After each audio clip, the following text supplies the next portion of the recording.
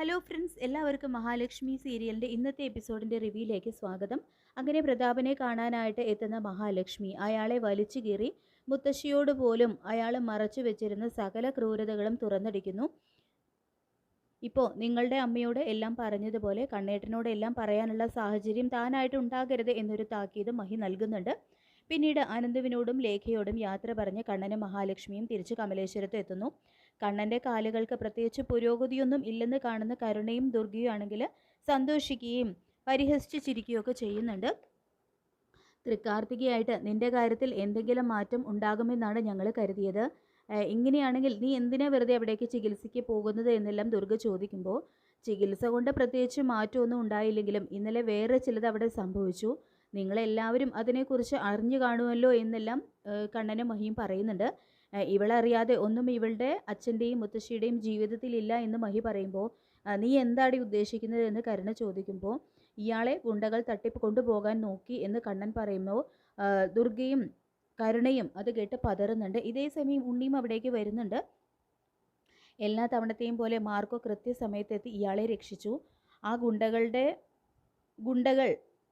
മാർക്കോയുടെ മുന്നിൽ എല്ലാം തുറന്നു പറഞ്ഞു.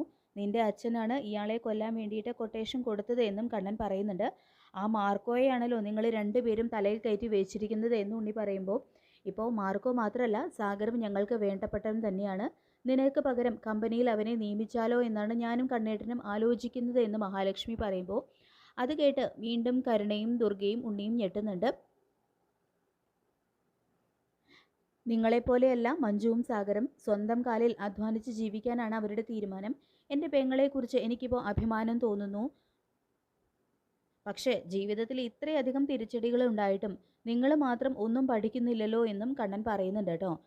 അങ്ങനെ അവർ പോയതിന് ശേഷം നിങ്ങൾ കേട്ടല്ലോ, ഇനി നിങ്ങളുടെ പെങ്ങളെയും ആ സാഗറിനെയും കമ്പനിയുടെ തലപ്പത്ത് കൊണ്ടുവരും അവർ.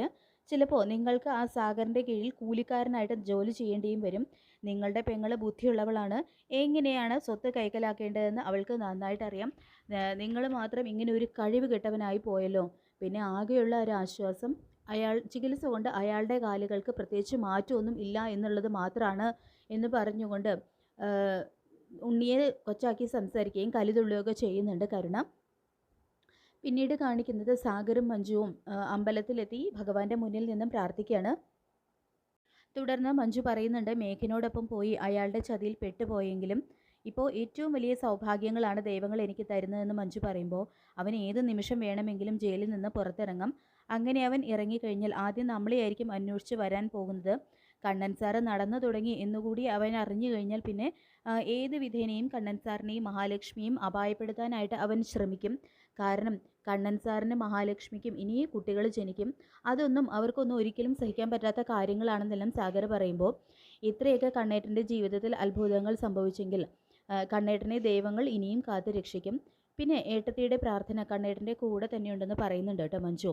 പിന്നീട് മുറിയിലെത്തുന്ന കണ്ണൻ വീൽ ചെയറിൽ നിന്നും എഴുന്നേറ്റ് നടക്കുന്നു.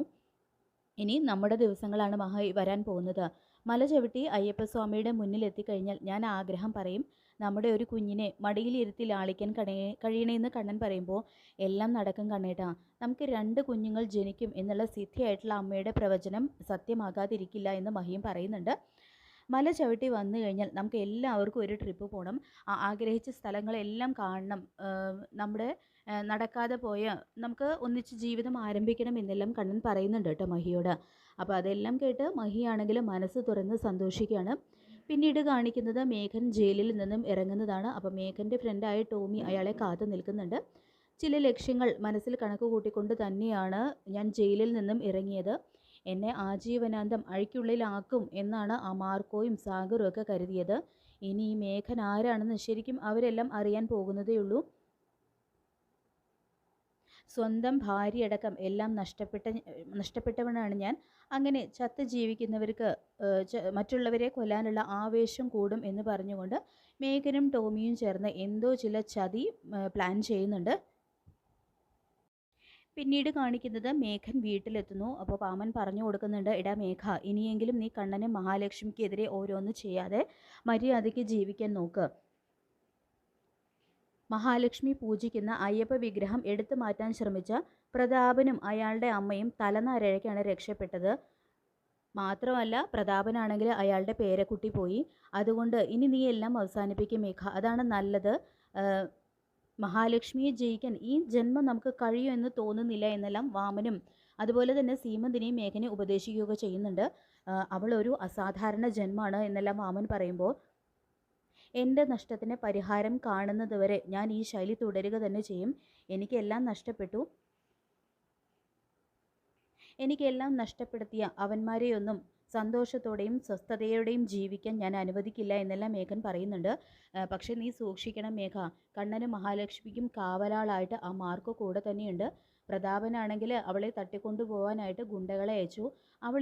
അവരിൽ നിന്നും മഹാലക്ഷ്മിയെ എവിടെ നിന്നും എത്തിയാണ് ആ മാർക്കോ രക്ഷിച്ചത്. എനിക്ക് തോന്നുന്നത് മഹാലക്ഷ്മിയെ പോലെ തന്നെ ആ മാർക്കോയും ഏതോ ഒരു അസാധാരണ ജന്മം തന്നെയാണ്. അതുകൊണ്ട് നീ അടങ്ങി ഒതുങ്ങി ജീവിക്കുന്നത് തന്നെയാണ് നല്ലത്. അല്ലെങ്കിൽ നിൻ്റെ ജീവിതം പോലും ബാക്കി ഉണ്ടാവില്ല. നിനക്ക് ഇതിൽ കൂടുതൽ തിരിച്ചടികൾ കിട്ടുമെന്നെല്ലാം വാമനും സീമന്തിനെയും വീണ്ടും ഉപദേശിച്ചു കൊടുക്കുന്നുണ്ടെങ്കിലും മേഘൻ തൻ്റെ തീരുമാനത്തിൽ തന്നെ ഉറച്ചു നിൽക്കുകയാണ്. അവരോടുള്ള പ്രതികാരം തീർക്കാൻ തന്നെയാണ് മേഘൻ തീരുമാനിക്കുന്നത്. പിന്നീട് കാണിക്കുന്നത് കണ്ണനും അതുപോലെ തന്നെ മാർക്കോയും സാഗരം ലോപ്പസും ഒരുമിച്ച് മല ചവിട്ടി വരുന്നുണ്ട്. അതിനുശേഷം കണ്ണനും മഹാലക്ഷ്മിയും ഒരുമിച്ചൊരു ജീവിതം തുടങ്ങുന്നുണ്ട് കേട്ടോ. എന്തായാലും കണ്ണൻ്റെ കാലുകൾക്ക് ചലനശേഷി കിട്ടിയിട്ടുണ്ട് എന്നുള്ള കാര്യം കരുണയോ ദുർഗയോ ഉണ്ണിയോ ആരും ഇതുവരെ അറിഞ്ഞിട്ടില്ല. ആ ഒരു കാര്യം മറച്ചു വയ്ക്കുന്നതിൽ എന്തായാലും കണ്ണനും മഹാലക്ഷ്മിയും വിജയിക്കുക തന്നെ ചെയ്തിട്ടുണ്ട്. അങ്ങനെ മലയ്ക്ക് പോയി വന്നതിന് ശേഷം കണ്ണനും മഹാലക്ഷ്മിയും ഒരുമിച്ചൊരു ജീവിതം തുടങ്ങുന്നു. അപ്പോൾ ശത്രുക്കളാണെങ്കിൽ ഇതൊന്നും അറിയുന്നില്ല.